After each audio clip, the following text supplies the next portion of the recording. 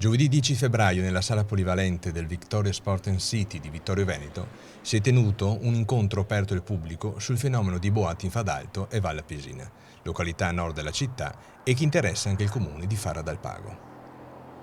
La finalità di questo incontro, organizzato dal comune di Vittorio Veneto con la partecipazione di tecnici del Dipartimento di Protezione Civile della Regione, è stato quello di fare chiarezza su questi fenomeni risultati essere di microterremoti di superficie, localizzati a circa 600 metri di profondità.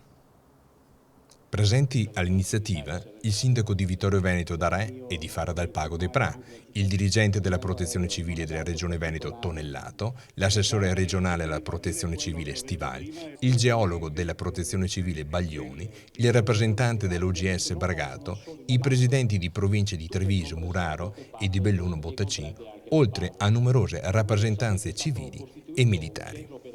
L'iniziativa ha visto una numerosa partecipazione da parte della cittadinanza con circa 600 presenze, a testimonianza dell'interesse e in alcuni casi preoccupazione da parte dei cittadini sull'evento naturale. A conclusione della serata, Vive TV ha raccolto le testimonianze di alcuni dei protagonisti dell'evento. Quali conclusioni sul fenomeno boati nel Fadalto? Ma le conclusioni, dopo le analisi degli strumenti fatti dai tecnici del CNR, hanno stabilito che la causa è di un microsisma, così tra virgolette, che si svolge circa 1 chilometro di profondità e che provoca questi rumori percepiti anche dalla popolazione del Fadalto. Si è costituito un unico centro operativo intercomunale tra i comuni di Vittorio Veneto e dell'Alpago. Ci può spiegare come funziona e quali compiti svolge? In un primo momento la Costituzione vuol dire creare un organo direzionale, vuol dire il sindaco, nella mia persona, che coordina un po' tutte le attività. È chiaro che poi questo, se dovesse essere un'emergenza, viene portato avanti chiaramente dai vigili del fuoco e dalla protezione civile. Si chiama centro operativo comunale ed è fatto fondendo le due comunità dell'Alpago, soprattutto di Fara dal Pago e di Vittorio Veneto, perché i due comuni confinano tra di loro, tra la provincia di Belluno e la provincia di Treviso. Gli edifici scolastici sono in sicurezza? Gli edifici scolastici, alcuni sono in sicurezza. Ricordiamoci che le norme sismiche sono state dettate dopo il terremoto di L'Aquila, quindi una normativa dopo che le scuole erano state costruite. Quelle che sono state costruite dopo sono a regola, perché come pensiamo alla scuola Pazienza, come pensiamo alla scuola di Forcallo e la nuova scuola di San Giacomo, quelle sono chiaramente a norma sismica. Altre non lo sono perché sono state fatte prima e le norme sono state fatte dopo, quindi non è possibile prevedere il futuro. Perché la scelta di tenere la riunione al Victoria? Non era più sensato tenerla in Valle Appesina? La Valle Appesina sicuramente è interessata al fenomeno, però siccome prevediamo, e d'altra parte le immagini l'affluenza è molto forte, abbiamo dovuto scegliere quest'area, questo sito, perché questo sito può contenere circa 1000 persone e non abbiamo in questo momento nel comune di Vittorio Veneto siti simili. La scelta è una scelta obbligata, anche perché c'è molto interesse non solo degli abitanti della Valle Appesina ma dell'intero vittoriese. Ricordiamoci che se dovesse essere delle difficoltà non è che colpisce solo la Valle Appesina, colpisce tutto il comprensorio e tutta l'area, quindi l'interesse è della città e quindi abbiamo dovuto farlo nell'interesse della città proprio in questo posto. La Regione e tutti gli altri enti che istituzionalmente si devono occupare dei problemi di protezione civile stanno facendo tutto quello che è possibile fare. Abbiamo iniziato delle indagini che proseguiremo nel tempo, degli approfondimenti. La zona di cui stiamo parlando ha ovviamente le caratteristiche note, è di fatto da sempre da quando è stata individuata come tale, zona sismica di seconda categoria, quindi l'attenzione deve essere tenuta al livello più alto possibile. Diciamo che le azioni messe in campo e che riguardano attività di prevenzione, come detto, relative ad indagini, misure di varia natura, devono essere obbligatoriamente accompagnate alle altre azioni di natura gestionale che sono quelle relative al fatto di aver istituito presso il Comune di Vittorio Veneto un COC intercomunale che si occuperà di gestire al meglio le fasi di prevenzione e di preparazione della popolazione, anche come è stato stasera ben consigliato dall'assessore Stival, attraverso esercitazioni mirate al problema specifico nell'ipotesi, nella necessità, ma comunque è quello che si deve obbligatoriamente fare come protezione civile.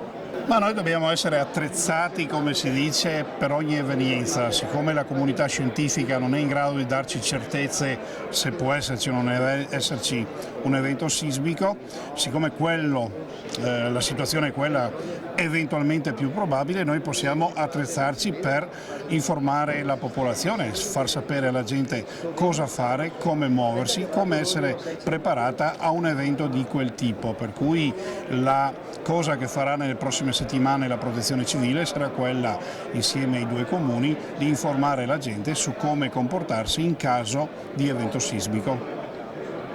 Quindi se lei fosse un abitante della Valle Pisina, come tornerebbe a casa dalla sua famiglia?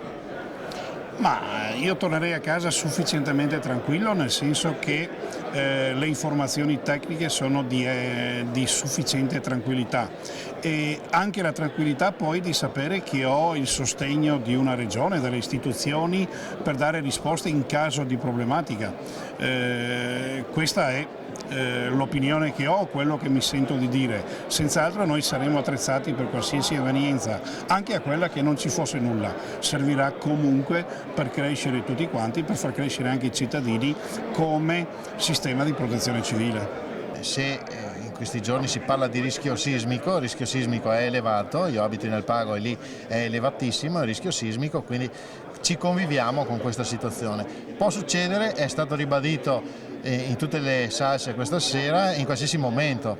Se noi andiamo a vedere i dati sismici, circa un anno fa, in aprile dell'anno scorso, ci sono state alcune scosse, una di magnitudo 3.2 con epicentro a Chiesa del Pago, con altre scosse di rilievo simile in quei giorni, quindi una situazione di rischio, se guardiamo da questo punto di vista, dal punto di vista strumentale, ben maggiore. In quel caso non c'erano i boati, in questo caso ci sono dei sismi che hanno delle energie che si sprigionano, quindi dei microsismi che hanno energie che sono molto inferiori rispetto a quelli che ho appena citato, perché passare dalla scala 2 a 3 della scala Richter vuol dire incrementare non del doppio, non del triplo, ma di 30 volte l'energia che si sprigiona, quindi stiamo parlando di vibrazioni assolutamente irrilevanti.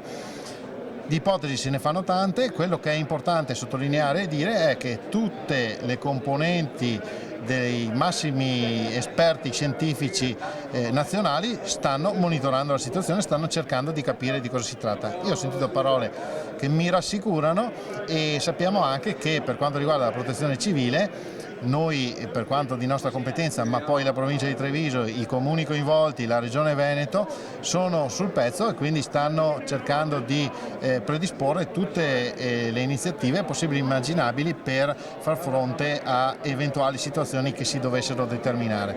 Quindi torno a casa esattamente nelle stesse condizioni di quando sono venuto qua e come sono tornato a casa un mese fa, 2 mesi fa, 3 mesi fa.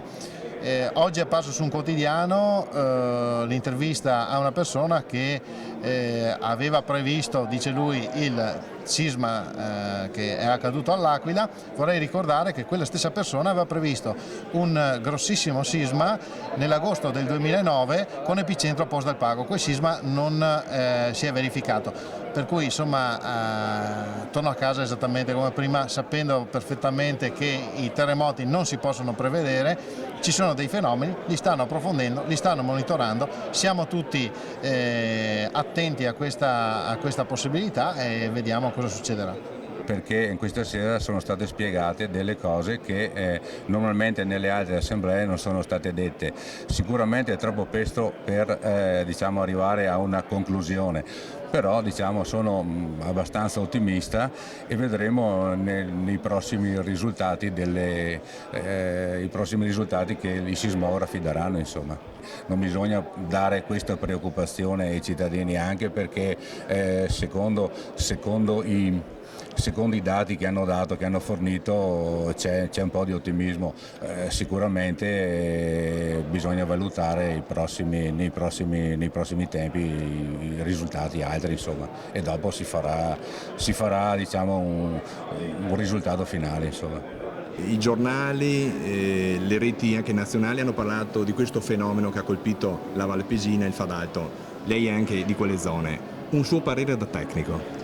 Ma io credo che si tratti di un fenomeno estremamente interessante dal punto di vista scientifico, perché credo sia la prima volta in Italia che si manifestano questi segnali di vibrazioni del terreno molto superficiali, quindi non collegate a sismi e quindi a questioni, come diciamo, tettoniche profonde, e quindi proprio per la novità del fenomeno, che secondo me fino a questo momento e spero anche in futuro non dà luogo a conseguenze preoccupanti, dicevo, è un fenomeno che secondo me va seguito proprio per capirne l'origine e per capirne il meccanismo, data la sua novità sul piano scientifico. La popolazione può stare tranquilla o c'è qualcosa che ancora non sappiamo? Io mi sento tranquillo, poi la popolazione, non posso spendere per la popolazione giudizi, mi sento tranquillo perché l'energia che si sviluppa da questi fenomeni è limitatissima e quindi siamo completamente lontani da un fenomeno pericoloso.